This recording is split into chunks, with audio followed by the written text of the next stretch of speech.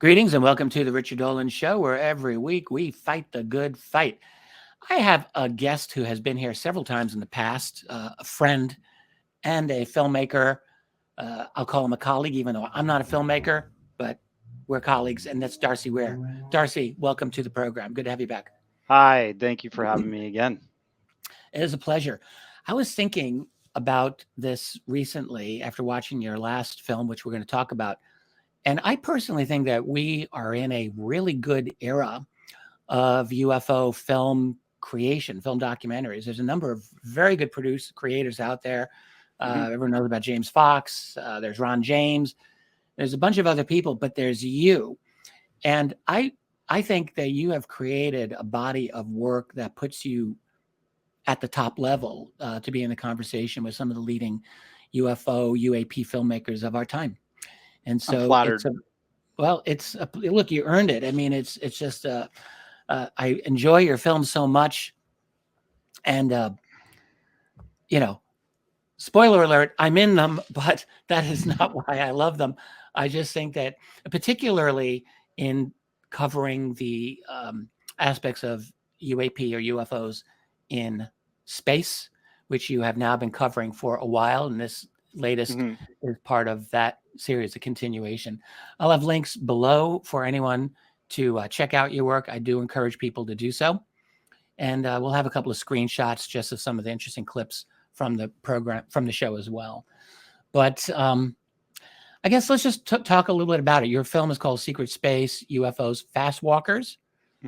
And it really picks up from your last treatment of NASA's kind of UFO encounters during the 1960s and the early 70s, and you pick it up.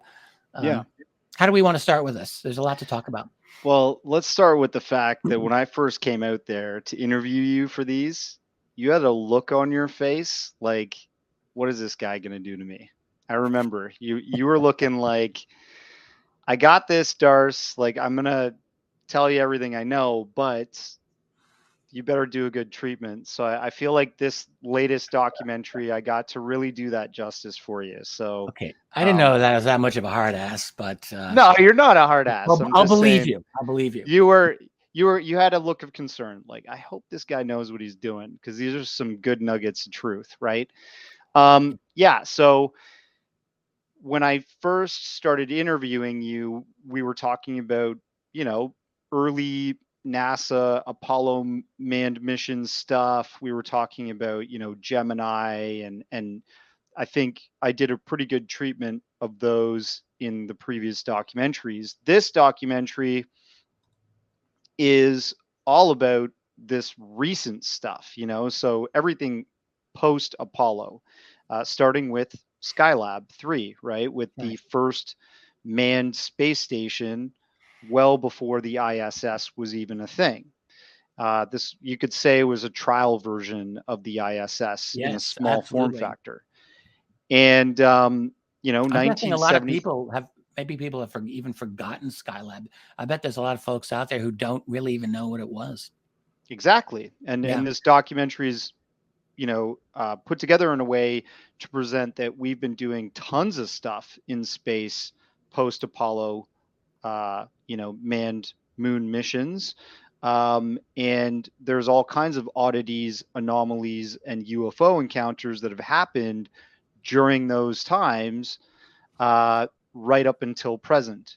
And so chronologically in this documentary, we're going through those events, but we're also reintroducing the word Fastwalkers. Many people that are steeped in this knowledge, many of your fans are very well educated in all ufology, I'd say. Probably the most educated out of the folks in ufology. And because I get emails every time I finish doing an interview with you, and they're like, yeah, you missed this and missed that, and you screwed that up. And I'm like, oh my gosh, I wish I had you in the doc, because some of your fans are just like, they're so brilliant. But they're amazing. You gave me an opportunity for a shout out to the members of my website, and I will agree with you. I'm blown away by so many of the folks who are part of my site, because we have a forum, we have a closed forum that's moderated. and they just put out incredible stuff. And then they write comments to my posts, and I'm constantly learning from them. They're amazing. Yeah, I mean, it's like a fantastic way to find a synthesis of the best proof and the best truth that's out there, is to have a community that's murmuring and saying, nope, this is BS, this is real, this is right, Yeah. this is wrong, you know. So anyways, I got a little bit of the flack from the last one, let's just say that. But Oh. in this documentary, I wanted to cover things very factually, everything documented. And you know, the old Fast Walker documentary, they never touched on what really was a fast walker and what events were linked to that word. You know, we have UFOs, unidentified flying objects, now known as UAPs, but in the Air Force, specifically NORAD documents, you know, thanks to John Greenwald, we had those Freedom of Information Act requests, and eventually a bunch of documents that came from the Air Force that said fast walker, and we were showing that in the documentary, that chronologically that term came from the Air Force because they were tracking UFOs that were space-based, that originated in space, either dropped into our atmosphere and started doing stuff around our planet, or stayed in space but were further being tracked moving around our planet. And yeah, just starting with Skylab 3 and going into the Tehran incident, with, you know, all of that amazing documentation that you've collected, compliments of Ron Regehr, and the DSP tracking system. And Yeah, we should probably explain that because probably not everyone's aware of that. mhm. Before we do, I just want to say one other thing about your films that struck me as noteworthy. Actually, the last several that you have done. So you're very good at hitting the UFO UAP encounters from NASA and other agencies. But one of the things that I had not expected was how much really good historical context and background you actually bring in to those institutions. So, for example, in your previous treatment, you did, I mean, aside from all of the UFO encounters, a really nice overview of the space program itself, which I Oh just yeah, think on its own is quite valuable. It's been more than half of a century, and people forget. we don't always remember everything. So you really gave a good sense of that, and you did the same in your treatment of the space programs in the 70s and 80s and beyond. I just felt that was very nicely done, and I would applaud that.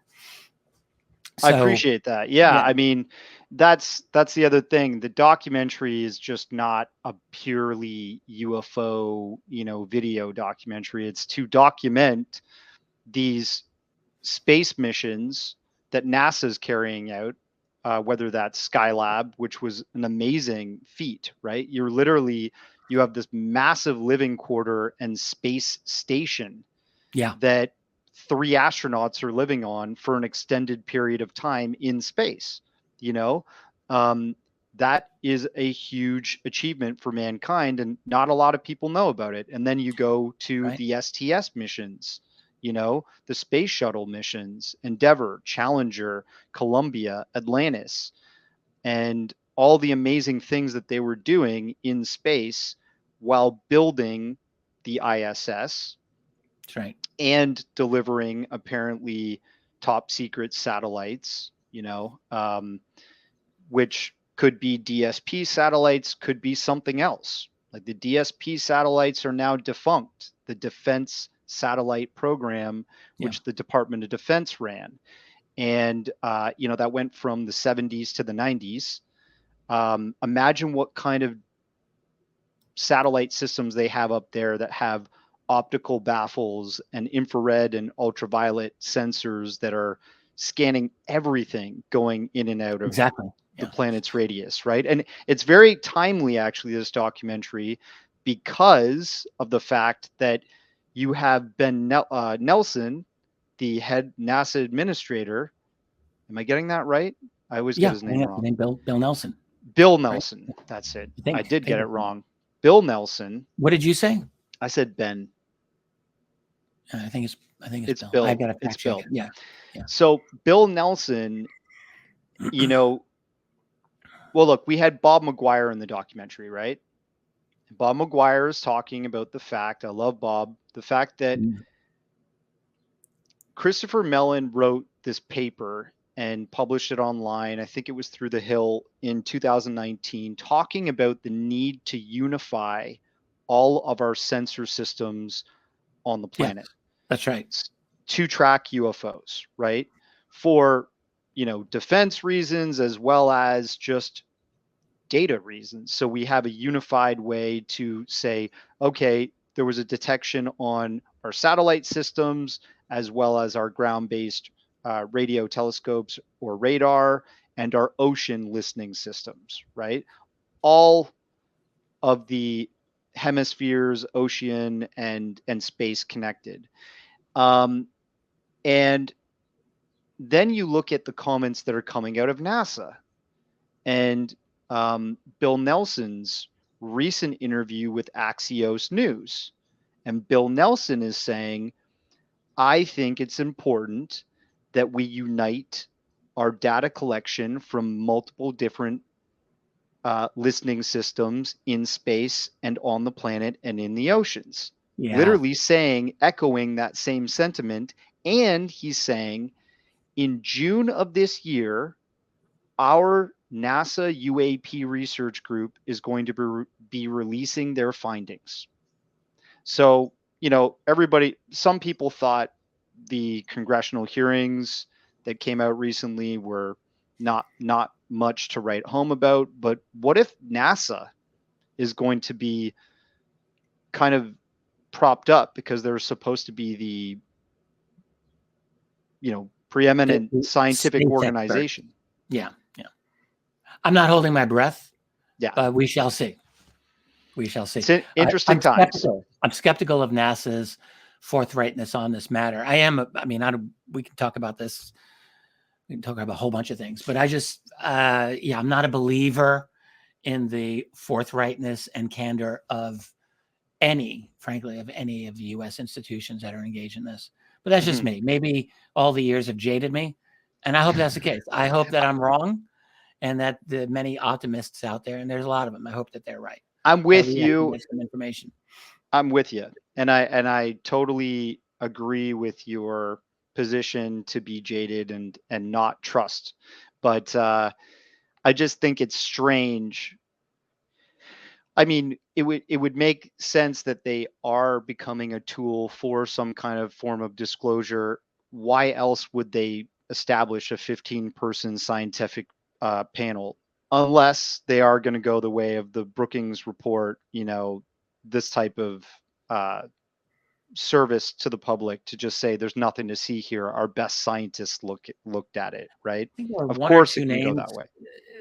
There might have been a couple of people on there who might inspire some confidence. Most of them, I either didn't know anything about them, or I when you look into their background, I think not a good bet for really coming down on the correct side in this issue. But again, we'll have to just wait and see.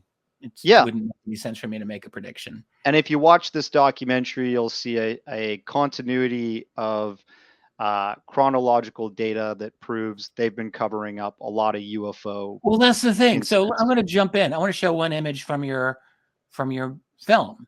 Sure. This one. We're talking about Skylab. Yep. And you discussed this a bit. It's a very interesting. I actually didn't write the year down. I can't remember. I think Skylab started in 1973. I didn't. It was 1973 that they took this photo. Yeah. Can you talk a little bit about this and explain what we're looking at here? So Skylab 3 at the time had 3 astronauts living on it, and they had access to a big porthole window in their sort of mess hall where they would eat their meals. And just like the ISS, there's many beautiful beautiful portholes that you can take a look out and observe the Earth or deep space. So they were taking a look out. At this point, they were actually gliding over Africa, and they saw this massive red glowing UFO. And in the debriefing documents that we feature in the documentary, they mention it to be unlike any satellite they'd ever seen before. I think I Bright have a like a clip here. star. There you go. Yeah. Yeah. The closest and brightest one we've ever seen. And Albine and Luzma were actually two of the pilots that witnessed this. They were having a meal. They looked through this port window and they started tracking it. So Yeah. in the doc, we show 3 different photos of it, which were from the NASA archive.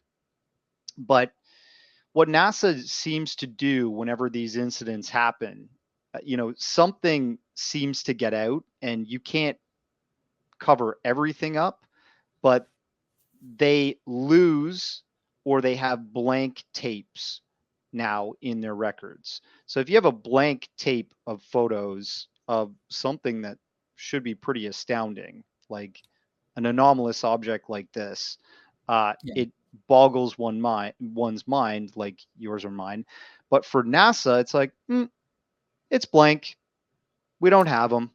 And didn't you say that they took the astronauts took 4 photographs of this object according to the records, but It's how blank. many were available? Have you seen all 4 or just 3 of them? Or No, like there's I didn't remember apparently seeing more than this, and there was one other image from that mission that I recall seeing in your film. there's potentially more, but the idea when you look at the photography record is that they just say there's none in this series that they had taken. It's blank. Yeah. But these were additional.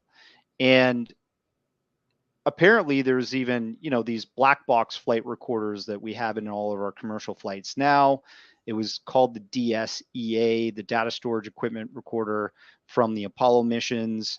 Of course, Skylab had something like that. They called it the something tapes. But that is regarded to be lost or not on. NASA said that it wasn't on, but in the debriefing document, in one of them that we show, I think it was Albine or Luisma said that recorder was actually on at the time. So it's this inconsistency of reporting Right. a phenomenal event. And it just leads one to think that somebody doesn't want you to know the truth. Somebody doesn't want you to understand the full picture here. And this craft, whatever it was, seemed to follow the Skylab station into darkness. It was pretty close, too. It was about 2 miles away from what they were perceiving. I'm going to show it again here. Yeah. I And don't know what that thing can be. Well, it's hard to know if from a light configuration, but it's well defined. It's got a definite structure to it. yeah. And, we It's could be not like looking at like almost like a reflection off of a greater shape, or we could be looking at his actual shape. But if the you fact look at that that, it's red too, that seems so unusual. well, if you look at the reports recently that James Fox, apparently, is it Chuck Berry, has that tape that everybody's talking about, and Logan Paul apparently took some spy cam footage of it. That craft apparently is just this big red shimmering, like glowing object. So it's not the very first time in history that we've heard of a UFO just emitting like a red light, out of the bottom of it. No, not at all. There's a lot of Earth-based UFO sightings that are of red or powerful red lights and reddish craft. It happens. Rendlesham, apparently what was Charles Halt was chasing like a red glowing object at one point. Oh, yeah. So this incident makes one think that NASA post Apollo again is on this kind of mission to filter from the public the truth. Yeah, exactly. That's Like what I believe. something gets out there, they're going to say, there's nothing here. There's nothing to see here.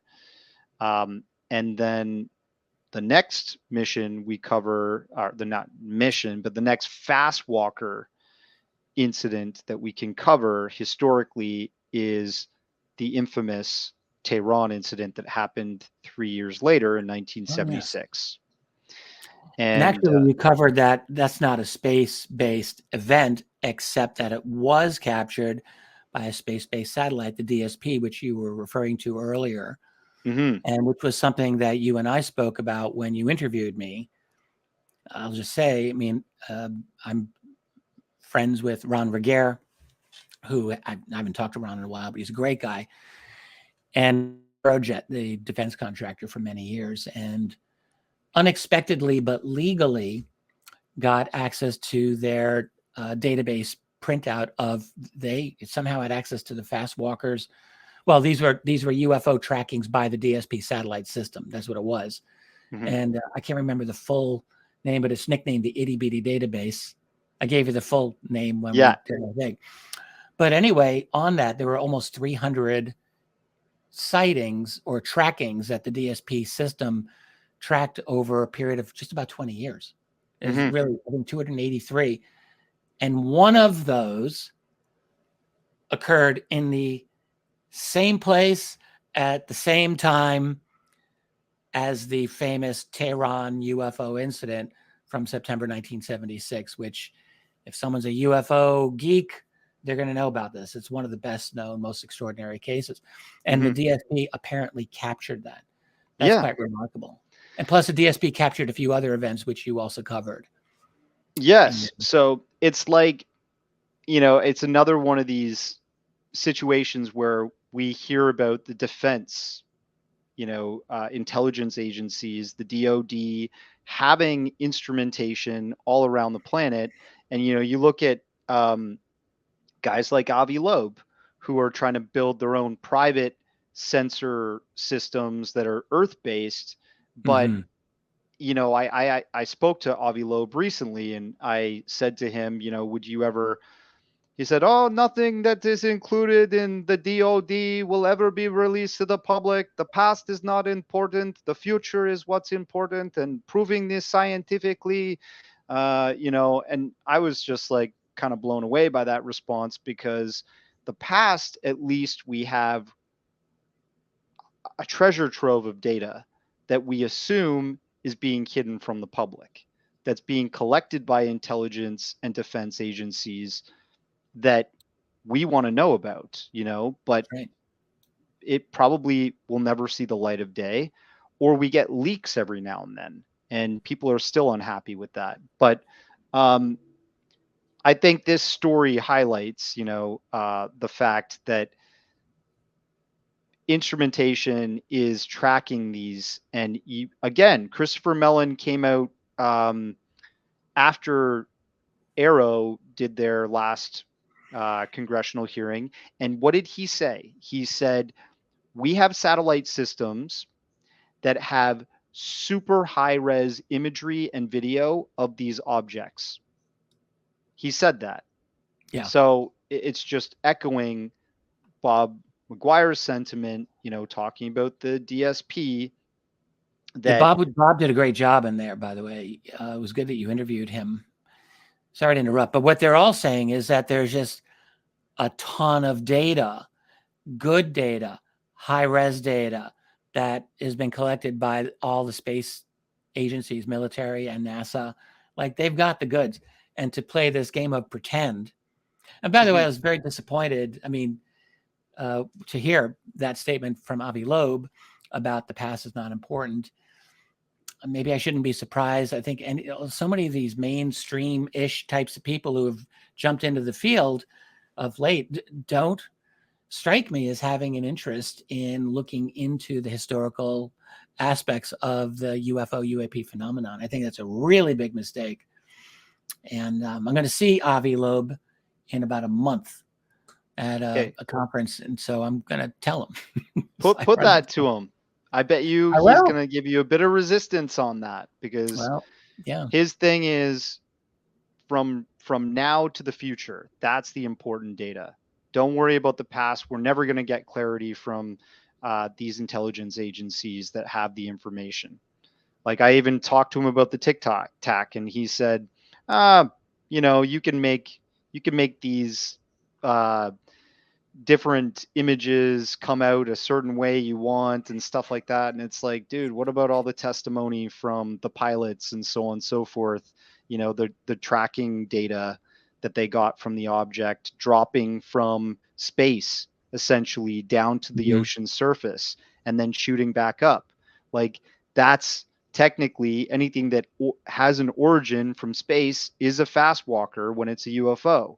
So, the same thing with Kevin Day. I spoke to Kevin Day briefly, wanted to interview him for this documentary, actually.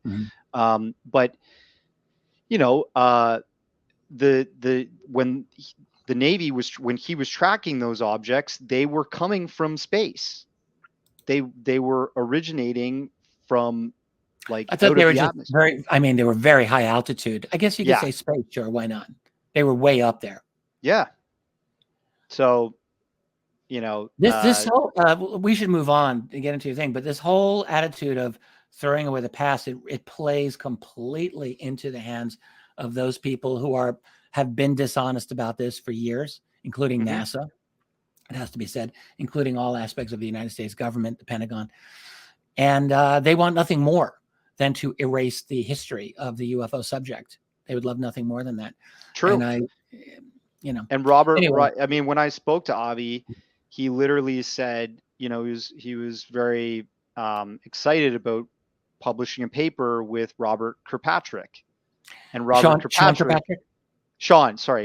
Jeez, I was just saying, he sounded exactly like Kirkpatrick. We must have data integrity. We need to have all this data.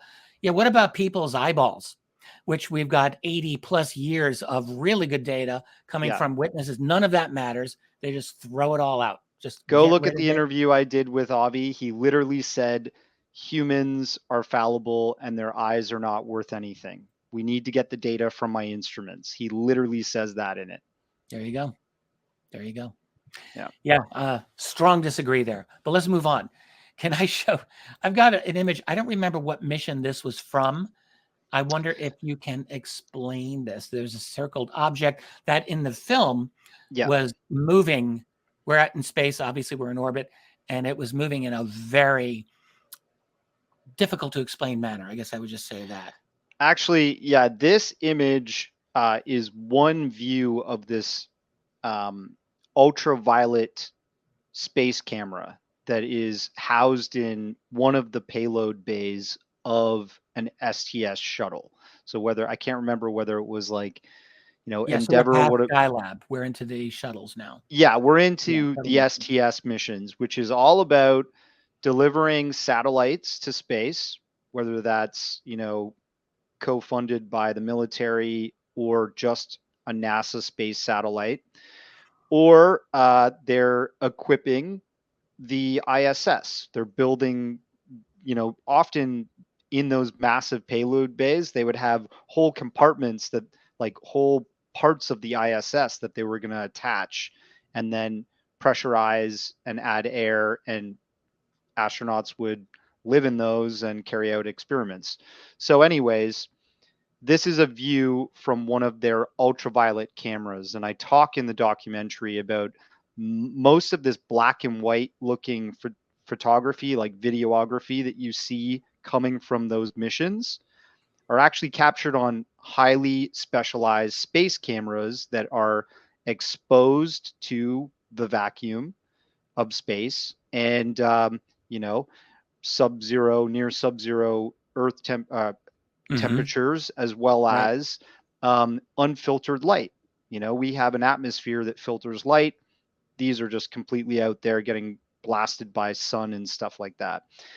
But they see in a light spectrum that our human eye just cannot see. And, for many years now, we've been hearing about UFO investigators and researchers equipping themselves with different light spectrum cameras to try and see UFOs that are existing in our airspace that we might not see with our human eye. One thing you So, said in your film, I just want to jump in here. You spoke really well about how many amazing cameras are aboard these craft that we oh put up yeah, into space, like super high quality, and many of them. And so I think you made a very good point, just stating that if there's something out there, they're going to catch it, and they do capture these things on film, on digitally, or on film, however they do it. constantly, and that's taxpayer money, right? Your taxpayer money, and you don't even know that. Like, so what we're seeing in this view is a robotic arm and then a satellite in the distance. That's what that sort of cube is off in the sort of left to the middle.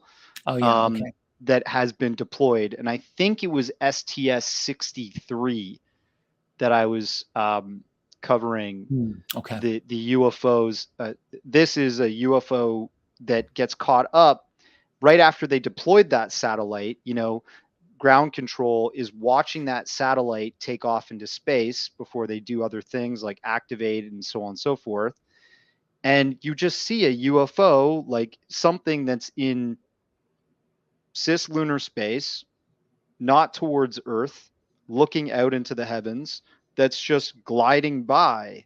And in another sort of enhanced version of this video, we see that there's other UFOs also flying around the robotic arm. Yeah. So it's an example, and I think we're going to see more of that. But what we do see behavior of that's carried out time and time and time again by NASA is a behavior of censorship.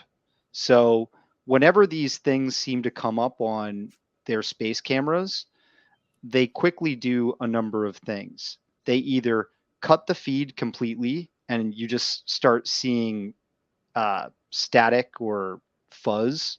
Mm-hmm. They either cut to a different space camera that they have active, if they have it active. Right. They pan away. So they'll like literally, it's like, oh, what's that? If anybody's watching, you would think, oh, that's a curious looking thing. Why don't we zoom in on it or something? They'll often zoom in because they're interested. And then it's like there's someone probably at mission control thinking, oh, snap, we got to like pull back from this and we'll cut the feed. And that's what they do. And then you also notice when they're talking about these things, because I've heard all code words. It's code word, and they're often like, you could just hear they're very uncomfortable, like with what they are discussing while the thing is being recorded. This is one of those images, as I recall. I put it up here. It's flying over Chicago. Yeah. And you can hear them saying, this is like one of the very first instances in the documentary where they start referring to this as space ice. And it's like, why would something so large you can literally see flying over like a city? It's also pulsating as it's moving. Extreme pulsation. Does space ice do that? And it's also like down near the atmosphere. It doesn't look like it's floating up near the camera like a normal piece of space ice would be. Like there is such a thing as space ice, and you can identify that in the documentary as just like a mass of lights that are just kind of moving together they're not really doing anything what would be considered intelligently controlled, right? But when things are way off in the distance, it's not space ice, especially if it's moving in an intelligent way. I mean, there's always a possibility that you're dealing with a Soviet satellite, a Russian satellite, or a Chinese satellite, or some other a classified U.S. payload. I mean, all of those are open to possibility, but some of these objects, they just seem very bizarre. And sometimes they seem to take a definite interest, as in that Skylab image from earlier, where they seem to approach the craft. And in fact, when we were talking about the DSP a little while ago, one of the events that I learned from Ron Regehr was that, I think it was on one occasion in 1984, one of the DSP satellites was approached by an object that it was said came in from deep space, parked itself, I think 2 or 3 kilometers away, which is very close, and just hung out there for a short while before it left. Yep. So that's very intentional, highly sophisticated behavior. That just seems beyond anything that we certainly could do in the 1980s, I would think. But if you speak to Jim Oberg, Richard, yeah, Jim Oberg will tell you that is space ice. Don't be a fool. Yeah. He's going to be in the comments, just so you know. Everybody look for Jim Oberg. Jim. He might still be a member of my website, and he's very decent. He's always very respectful when we communicate. And yes, he's a very well-known UFO skeptic, of course. Mm-hmm. I appreciate that. We need skepticism. Yeah. But not everything's space ice. Not everything. And I'll just say this for anyone who's familiar with Mr. Oberg. I mean, there's a number of things he's written over the years where I read, and I think that makes sense to me. Quite a few things. But then there's other things I read, and I think I'm not buying it. So. Well, yeah, I think the other things he'll say are debris, space junk, which there definitely is tons of that, along as space with space ice. But just the stuff that we're looking at here definitely does not follow the profile of space ice, just moving around space willy-nilly. I'm going to just show an image of one man here who is very dear to my heart. This is Jeff Challender. He appeared in your film as well. I was really glad to see Jeff in there. He died in 2007. He died a while ago.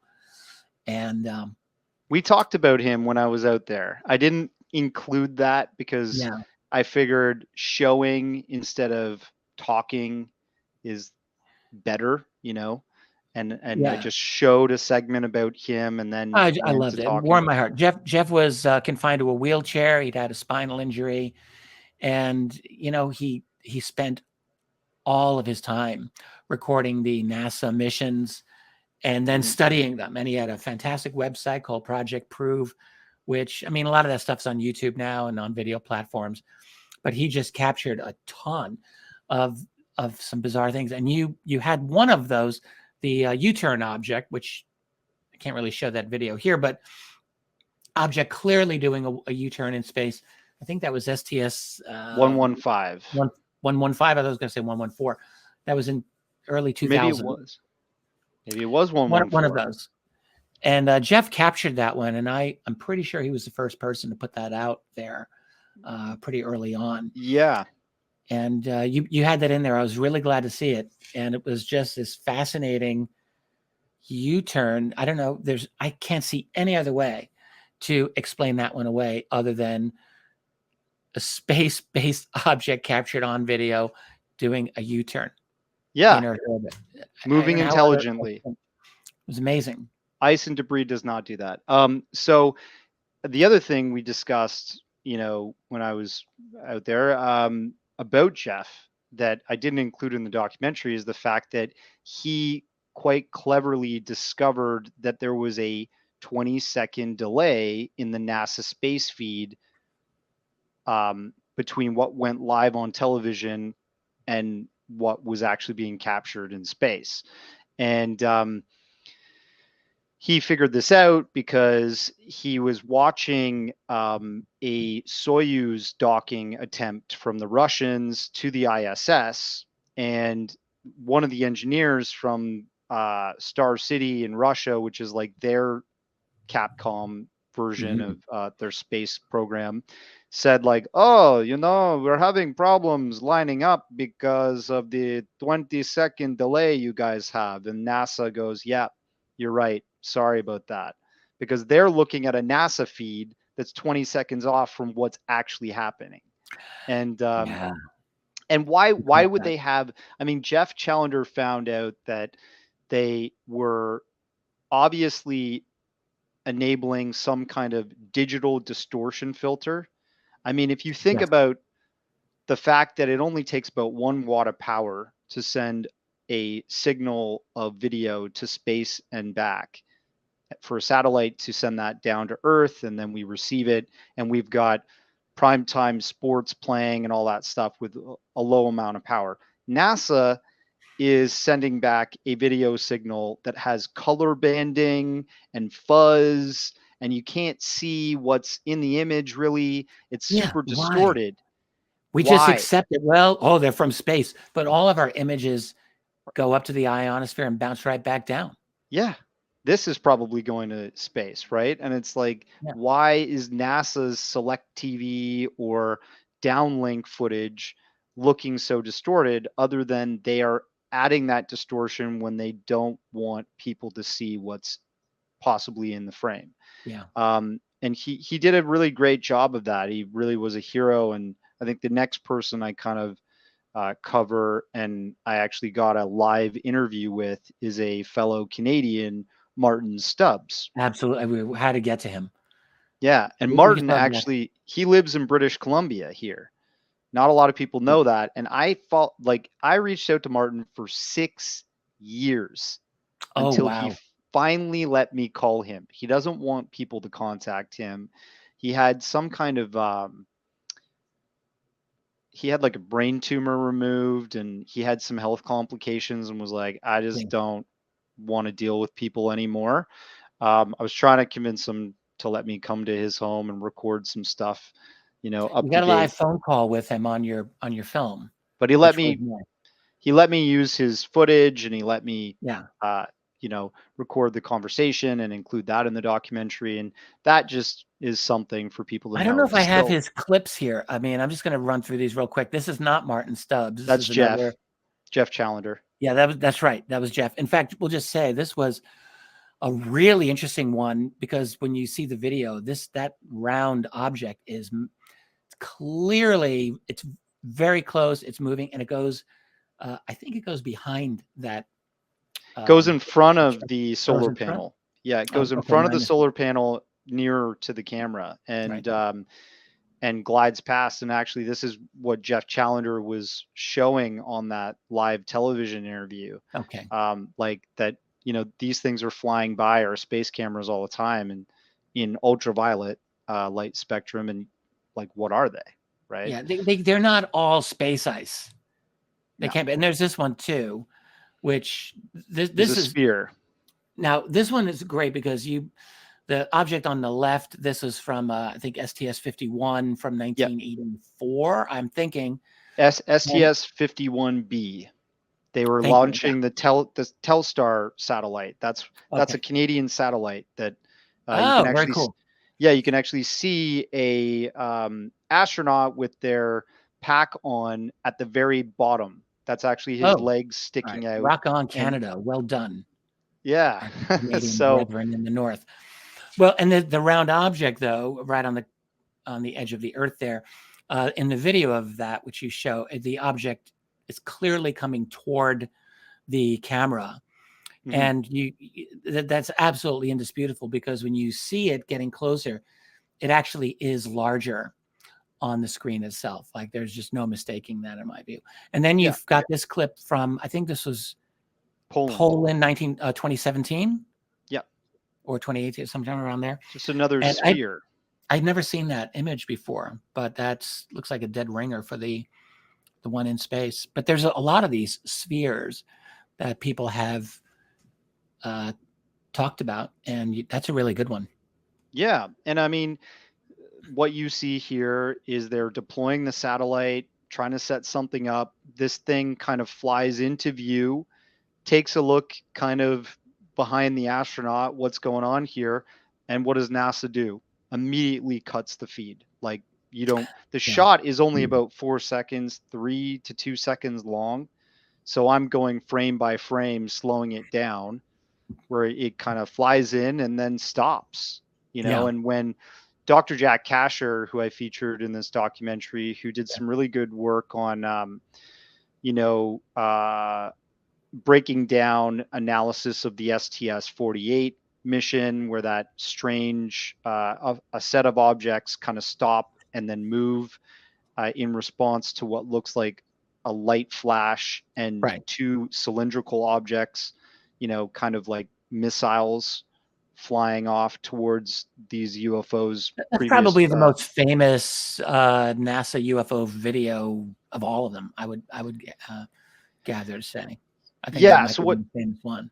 Jack was he's a professor emeritus at Nebraska University, and he used to work for NASA. And he actually was very curious about these videos because he knows, okay, I've got a scientific mind. I'm a physics professor. I know that that's not space ice. So he wrote a physics paper, published it, sent it to NASA, asked them, and the answer was it was space ice, and thrusters were being fired off at that time that displaced the ice or something, right? That's what you saw.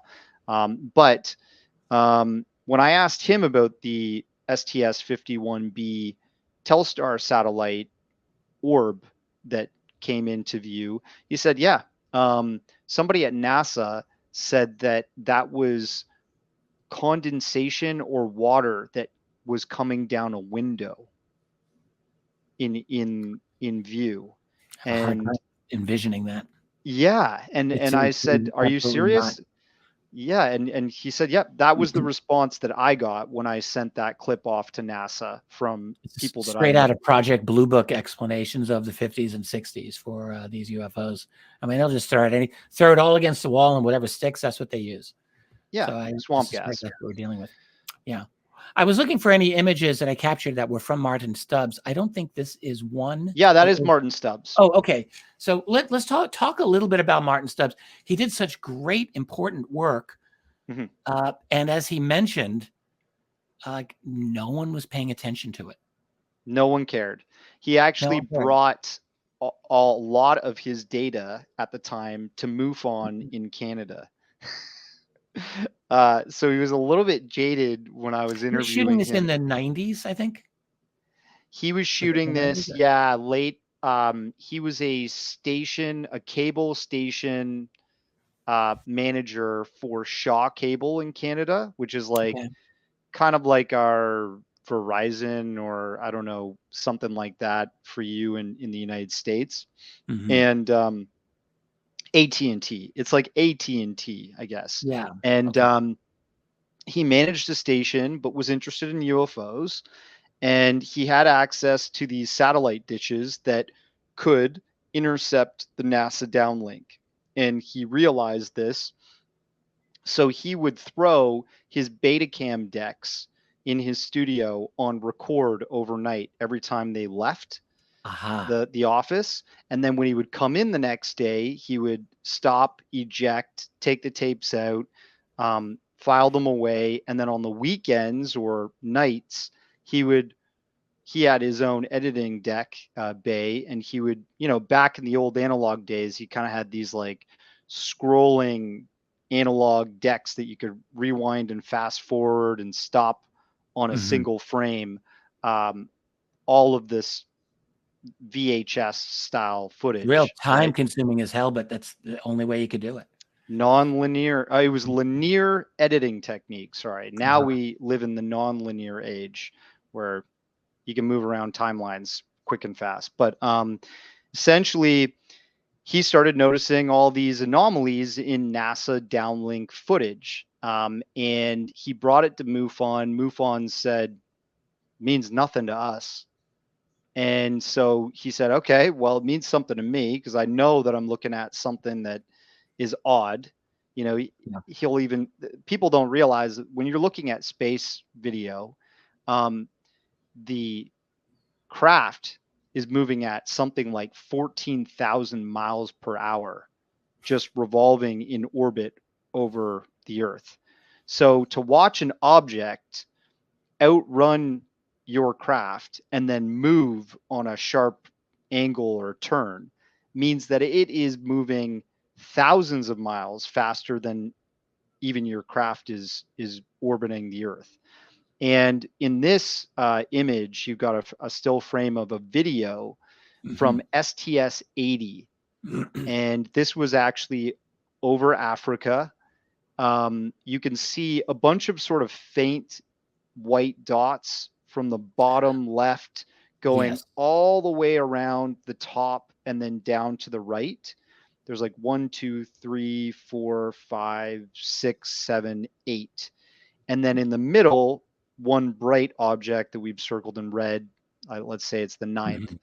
And when you look at this footage, which we sped up, if you watch it in slow, you see these objects going down towards the Earth's atmosphere and then poking back up. And this object in the middle kind of goes past the space camera, and it's opaque when it goes past. And then when it gets in the middle of this formation, it illuminates. So just really odd stuff. And again, this is something that our friend Jim Oberg, hey Jim, how you doing, bud? He literally calls this space ice that is illuminating when it enters close to Earth's atmosphere. It might be burning up or something like that. I just want to go back to it because,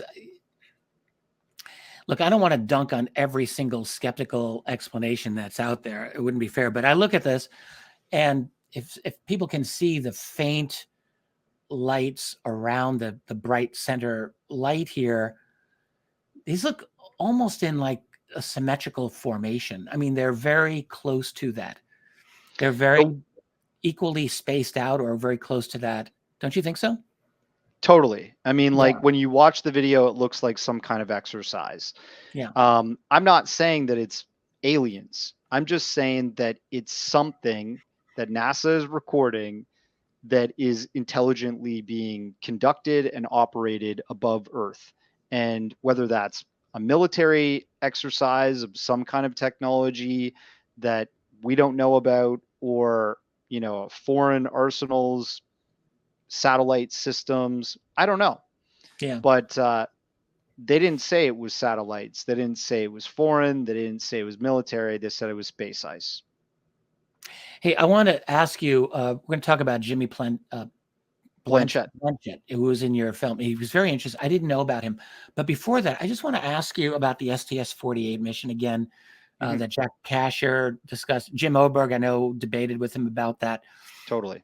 And when you do look at the full video, I mean, one thing that does come out is that there's a lot of other debris in orbit other than just the one that people typically focus on.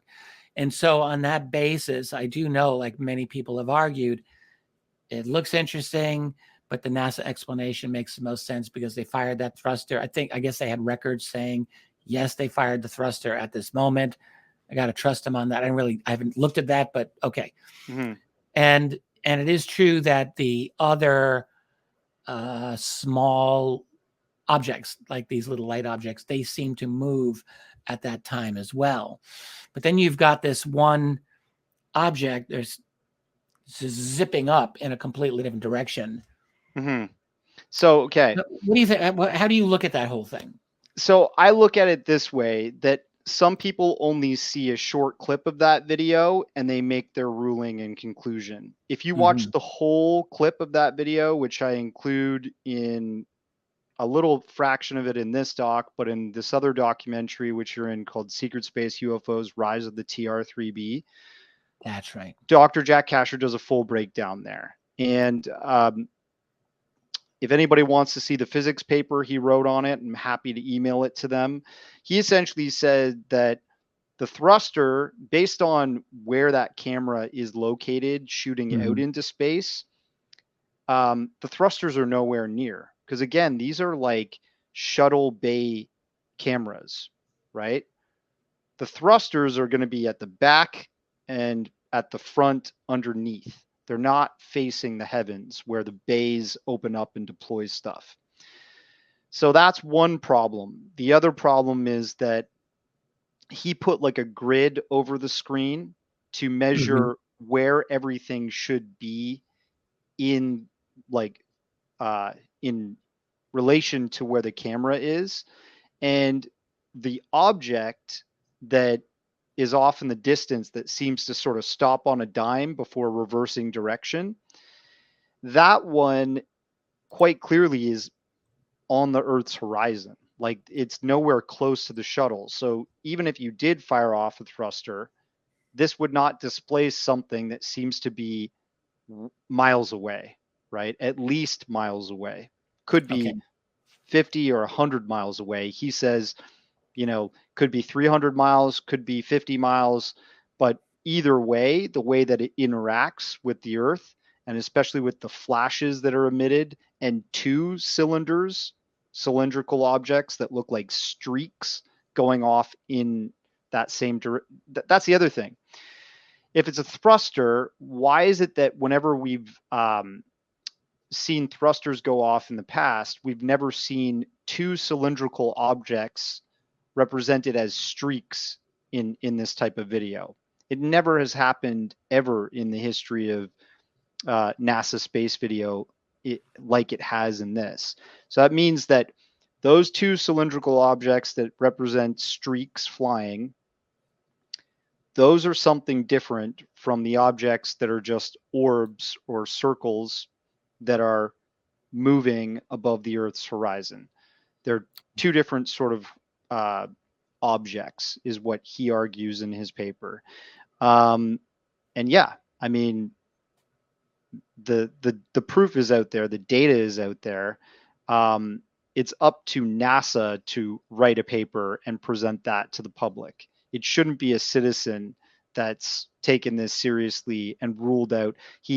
Jack Kesher said he had 5 physics proofs that it could not be space ice or some kind of debris.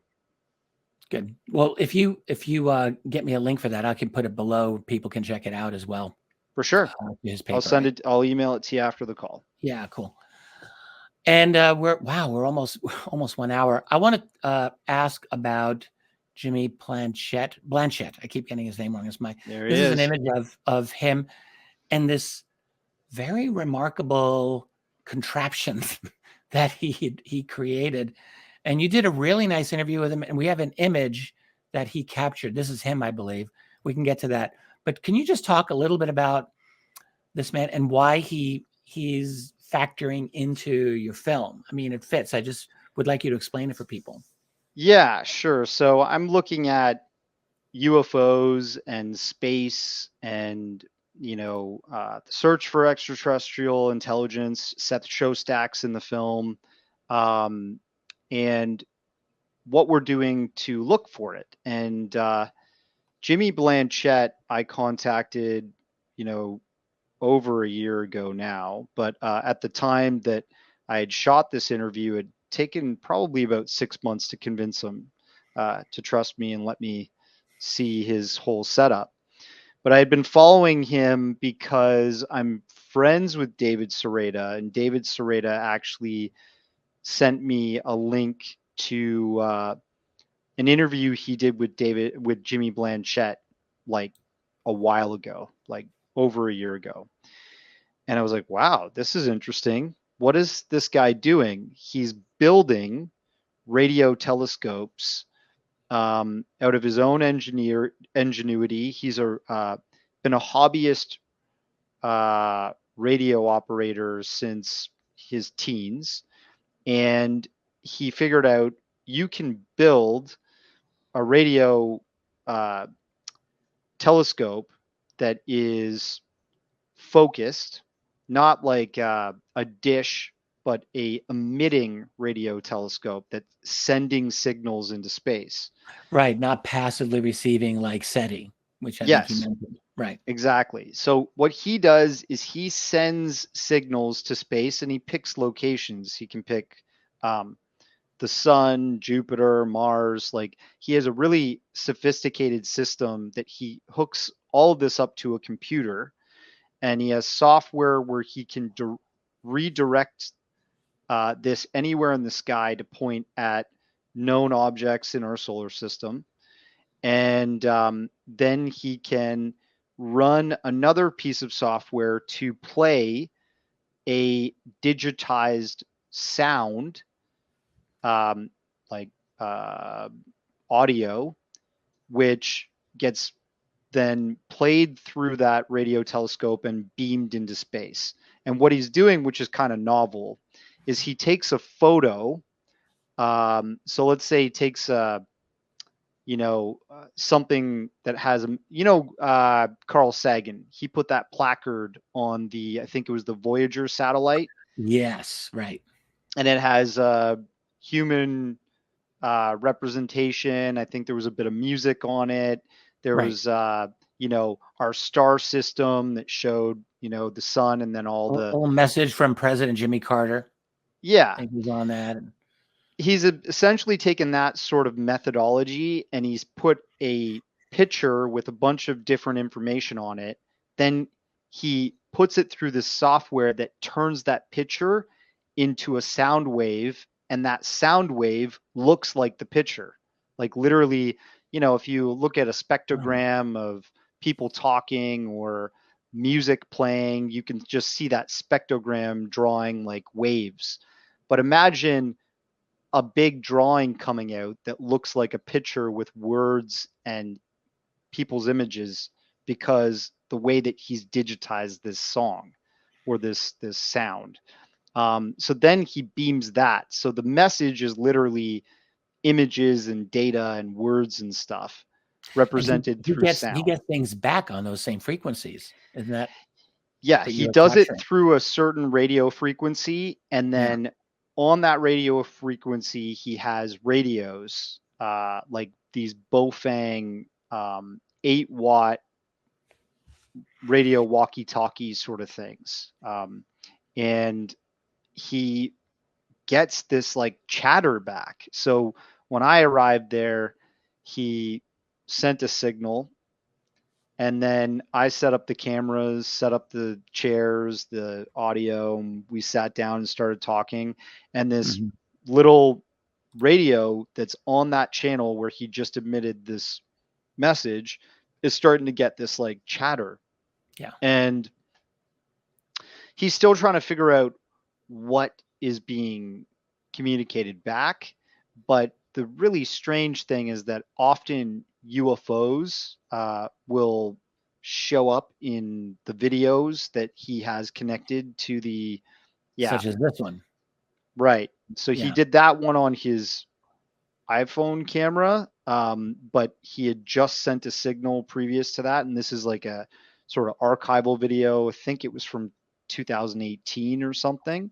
I should point out that later on that he captured that with an airplane that was just below it. Right. And it's very obvious that this is not an airplane. We're not looking at an airplane here. Exactly, in the same shot. Yeah. And then in another video we include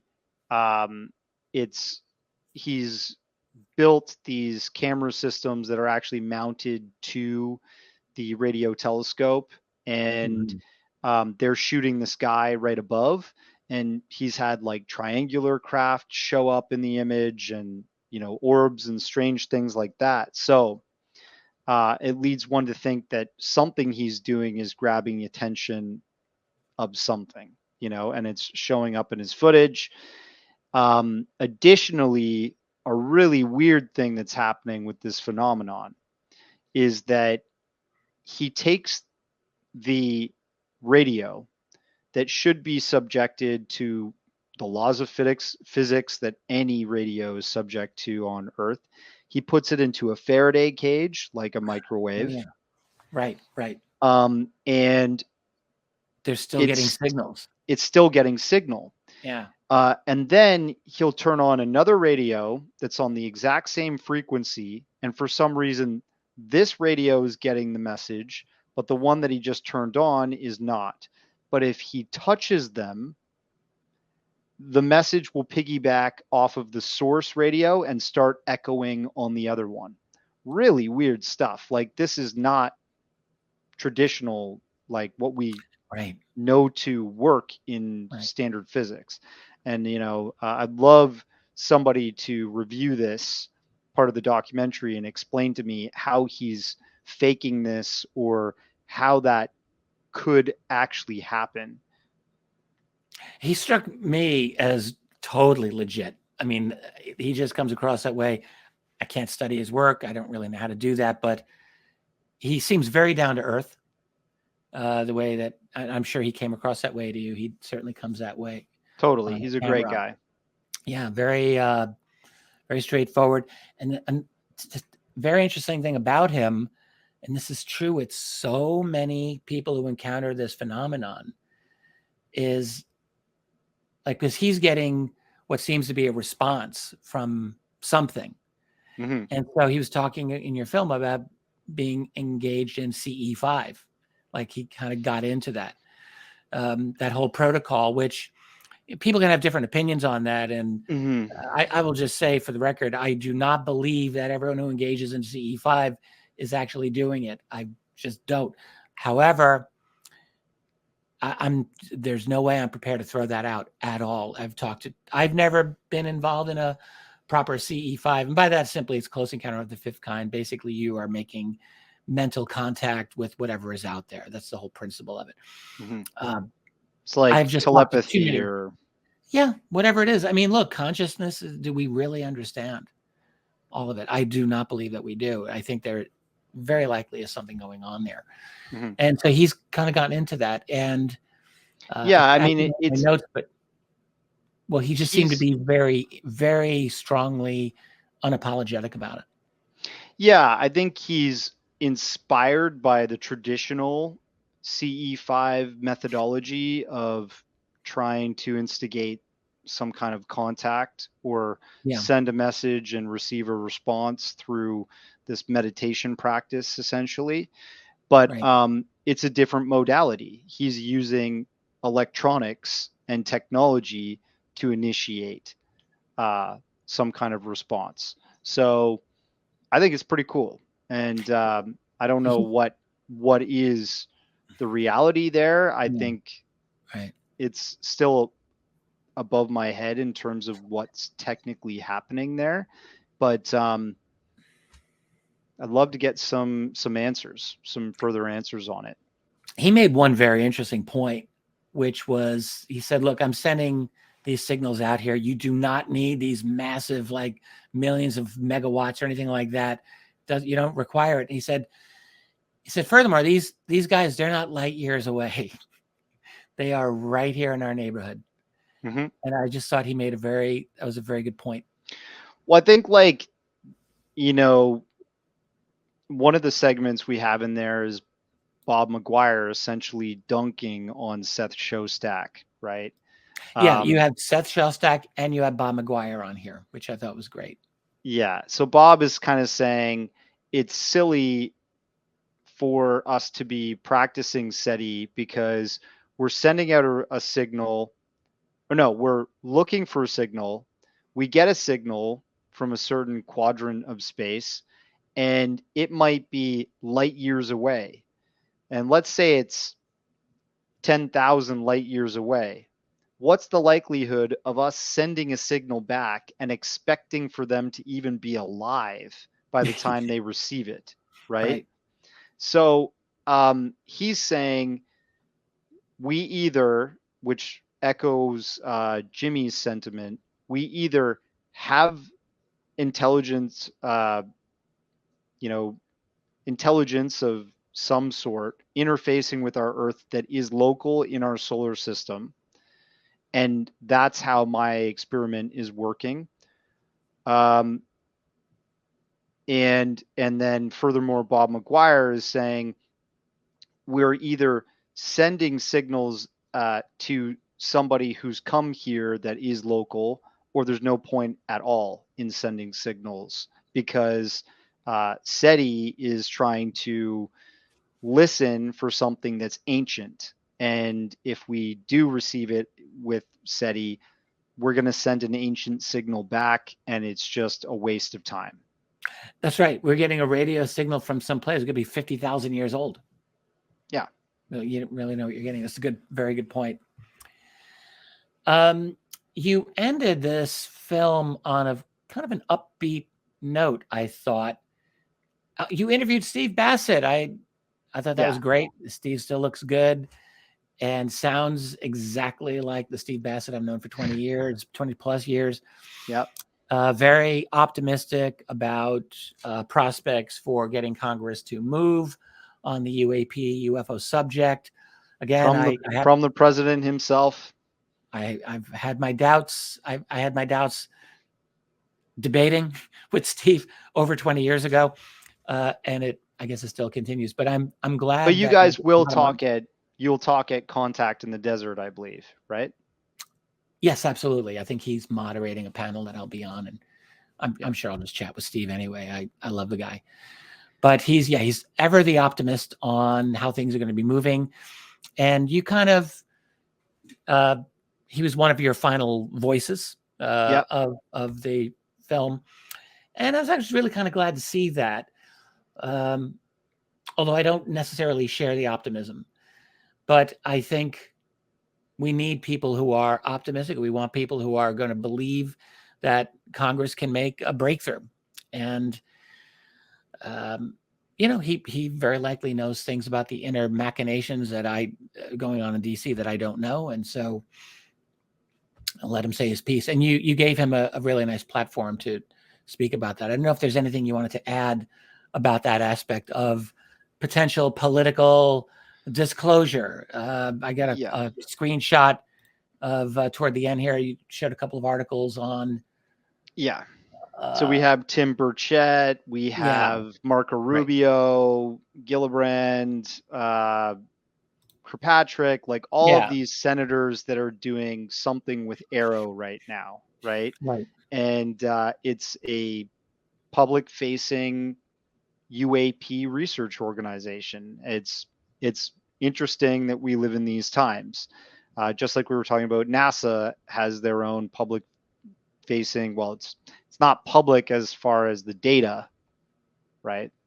But they are saying that they're making an effort, and I think he's right in being excited about how laws are changing to protect whistleblowers, and the fact that in recent months they've also brought in Robert Salas and Dr. Jacobs, who both witnessed UAP while they were in the military, right? So they're bringing in credible experiencers, let's say, right? It's very good because both of them they're getting on in years, and no one's around forever. So I actually was very glad to know that they were able to at least give testimony to behind the scenes, at least to the Arrow group. Yeah. So that's going on. And, people are dissuaded by Robert Kirkpatrick's, is it Robert? Sean Kirkpatrick's. Sean Kirkpatrick's recent statements, definitely saying there's nothing really alien to this. But it's strange that he would say that when we know that they have interviewed Robert Salas and Dr. Jacobs, right? It means that either they're not taking that testimony seriously, or they're still investigating it. Like it's actively being investigated and they haven't surmised yet what. Unbelievable. Yeah. Particularly Bob Jacobs, who he's not as well known, but he was witness to a film that was shot in 1964 of a missile launch out in, I think by White Sands, or was it Vandenberg, I think. And an object, the missile's going up, object flies around it multiple times and seems to be shooting it with like a laser, and the missile just went completely off course. And this object I think there were two of them, and it just zipped off. They were just gone. I thought it was one.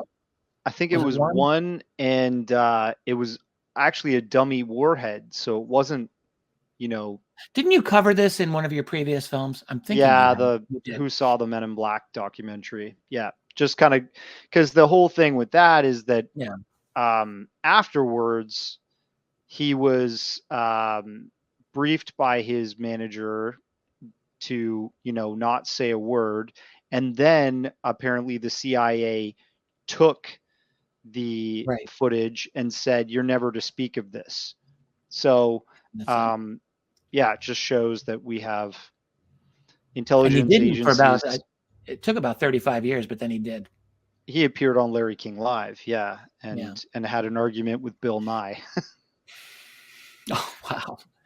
So, I mean, with all of that background, and you've got Sean Kirkpatrick saying, if there's no indication, no evidence that these are extraterrestrial, like that's clear to me. I just see that as nothing other than disingenuous. And it is a bit galling because, as you were just stating, that whole thing is done with US tax dollars. Mm-hmm. So he is literally lying to the American public. And I would say lying to the Senate. They're inquiring about this, and no one seems to make a big thing out of it. I mean, there you go. We're gonna see. We're gonna see where things go from here. Because I have spoken to people in the past, like John Burroughs, you know, who famously was an experiencer at the Rendlesham Forest, Bentwaters base out in the UK. And he said that, you know, he was part of, after that experience, he has had some health complications recently. And very serious, and it was all directly caused by that. Apparently, a heart valve issue that literally Kit Green told the doctor, just so you know, you can fix it with this. We know this because of other UAP experiencers that have been hit with this health abnormality subsequently from exposure to a certain type of radiation. Saved his life. In fact, saved his life. Yeah, these are some documents that relate to this. And did you want to? Yeah, I was really quite relevant. Do you want to just talk a little bit about this? I'll finish with saying in that case that initially his health benefits were not to be covered, and essentially Kit Green and Hal Puthoff ran this up the flagpole politically by getting Senator John McCain involved. John McCain chased this down, found out that they had actually erased John Burroughs' service record during the time that he was at Rendlesham, you know, being exposed to this thing. So he contacted the appropriate organizations and said, reinstate his service because he was there. We have, you know, payment records and stuff that prove he obviously was working at that time. How can you just expunge this guy's record? They reinstated it, but with a caveat that if they reinstate his record, at one time in the future, he might be called to be an experiencer that testifies before Congress.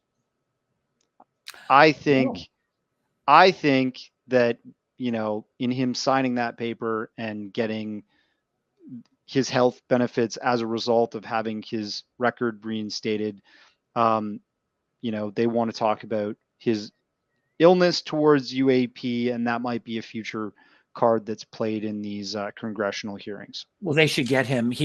John is exceptionally articulate, really smart, and he knows his mind. He knows exactly what he wants to say on this subject. He's afraid of, I've never seen him have fear of anything in terms of speaking his mind. He's the perfect guy to go out there. Brave guy. Yeah, absolutely. So these documents then, I just want to ask if you want to just explain these to people. Anomalous acute and subacute field effects on human biological tissues. And this is all related to UAP, UFOs. And let me go to the last, this is the very last film image capture I have here. I can barely see this myself. My eyes unaccounted for pregnancy. Yeah. Yeah. So where is this coming from? And can you just explain this document? As far as I know, this is from the OSAP documents release. Bob McGuire is speaking to this near the end of the documentary. And just the fact that we have a record now that proves, that's unclassified, that there was this UAP research program going on, whether you want to call it OSAP, ATIP, whatever, where they're documenting, and the military would not be documenting this unless there was something actually to it, where people are becoming sick from exposure to radiation from UAPs. And That's what apparently, happened to John. yeah, and apparently they're recording that some women, after experiencing UAP, were reporting becoming pregnant. Maybe they don't have a partner. This is a kind of Mary Magdalene. What's the biblical? Mary. Mary. Yeah, not Magdalene. That's the naughty one. But yeah. So you've got really very provocative stuff coming out of the government when it comes to these UAP studies, and maybe that's also going to be something that might get released to the public if this UAP research continues in the public eye. Now, people are going to say, but to what end? Is this to serve some kind of military means or some kind of agenda? I don't know. I mean, it's very possible. And we do finish off the documentary talking about the Space Force and Alara, who has a wonderful channel on YouTube. She's covering a lot of Space Force information, and she's actually spoken to high-ranking officials that work for the Space Force to get clarity on what they really are doing. And she was highly articulate, very knowledgeable about Space Force. Totally. It's interesting to hear that. Well, I think that you've done, you're just continuing on your path here in creating a nice opus of UAP, UFO documentaries, and you've really made a niche for yourself on UFOs in space, it seems to me. Mm-hmm. I think it's some of the best work that's out there, to be honest. I'm not trying to make you feel good. I'm just telling you, it's my honest opinion. There's a number of there's other good work that's out there, but your films, I really think are right at the top there. And so I strongly want to endorse and recommend your film to anyone interested in this subject. I will have a link below so people can do all the right things and be able to experience it wherever they happen to be. Cool. Yeah. So, appreciate you having me on, man. And I worked hard on this documentary. I really wanted to make it, the best up-to-date reflection of what's going on in space and so on and so forth with UAPs. And I really appreciate you being a part of it. And looking forward. I'll see you at Contact in the Desert. Oh, good. Well, I mean, thanks for having me on. I thought that every other person was more interesting and informative than me. So that's how I'm serious. I thought they were all fabulous. And I was like, I was just doing my own thing again. But thank you. It was very nice to be on there. But I always feel like I learn a lot when I watch your films, and that I get that every single time. So it was a really good experience. So thank you. And I do hope people give your film the attention it deserves. Appreciate it, man. Thank you. Well, that's all we've got here. Again, I want to thank my guest, Darcy Weir, filmmaker, for being on here with me on the Richard Dolan Show. I am Richard Dolan. I will be with you all again soon. I want to thank everyone for being here with us. If you like what Darcy does, go check out his link that I've got below. If you like what I do, go check out my link below. I have a website, Richard Dolan Members, where I do this type of work all the time. And that is it. Also, if you like this channel, subscribe, hit the notifications. You all know what to do. Help me with the algorithms. I have noticed a little bit of sneakiness on the part of the YouTube algorithm. I'm watching them carefully, and I suspect they're up to something yet again. So if you are a subscriber of this channel, make sure your notifications are on. Make sure you've still got your subscription and all of that.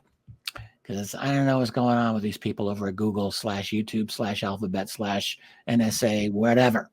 They're doing something. Anyway, that's all I got. Again, Darcy, thank you. Thank you, everyone. Catch you all again soon. Let us keep fighting the good fight later.